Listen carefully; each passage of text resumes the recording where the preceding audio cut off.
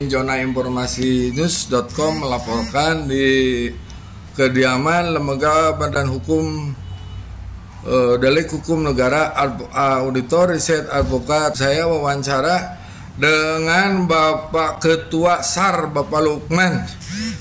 Assalamualaikum warahmatullahi wabarakatuh. Perkenalkan, saya dengan Lukman NHSA sebagai Ketua Umum Lembaga Serikatan Rakyat. Ya. Dan hari ini kita bersilaturahmi berkunjung ke kantor LBH ya.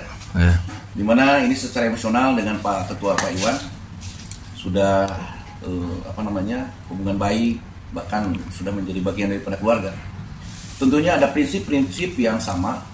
Pertama, bagaimana penegakan hukum terkhususnya di Kabupaten Garut.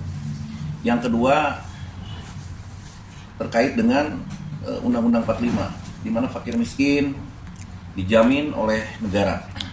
Saya ingin simulasi memberikan sebuah contoh yang terjadi. Begitu banyak angka kemiskinan yang ada di Kabupaten Garut, dan begitu banyak penegakan hukum, di mana hukum itu harus rule of law, harus berimbang. Jangan ada istilah hukum itu tajam ke bawah, tumpul ke atas. Dan sebagai contoh yang terjadi di desa mana, Pak? Di desa Samarang ya. Ada sahabat kita berinisial Y. Ya. Beliau sebagai ahli waris yang jelas-jelas mendapatkan haknya atas warisan dari orang tua. Ya. Kemudian beliau juga sebagai penerima hibah. Betul. Dari almarhum. Ya. Singkat cerita, lahan atau tanah tersebut secara sah dan secara absah bahwa lahan itu adalah milik Pak Yopi. Iya, betul. Saya sebutkan saja agar terang benderang. Betul. Di mana Pak Yopi ini sebagai orang atau sebagai ahli waris. Betul. Kemudian ada hibah juga langsung dari orang tuanya. Betul. Lahan tersebut, fakta fisik di lapangan ini sudah terjadi jual beli dengan pihak-pihak lain. Betul. Ya.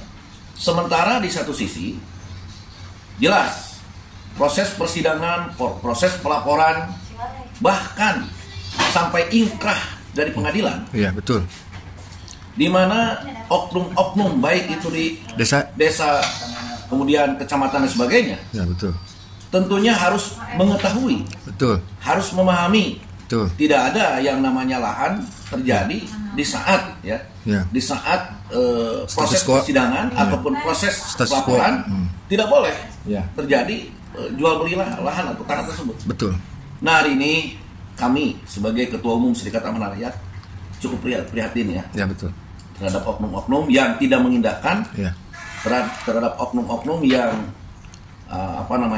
janganlah menyepelekan hukum, ingkrah dan putusan pengadilan dan SP3 di Presiden. Kalau seumpama hal itu terjadi, sungguh sangat prihatin. Bagaimana hukum ini menjadi panglima? Bagaimana hukum ini menjadi pedoman apabila dirusak oleh kita sendiri? Betul.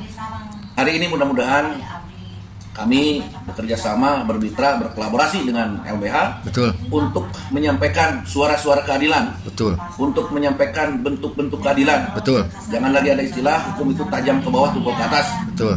Dan sebagai rekan kami, Pak Yopi juga akan terus berjuang. Betul. Terus menelusuri sejauh mana tabir-tabir kebohongan, kedoliman ini agar kembali kepada haknya. Betul. Sekian, terima kasih. Assalamualaikum warahmatullahi wabarakatuh. Terima kasih sudah nonton. Jangan lupa like, subscribe, dan share ya.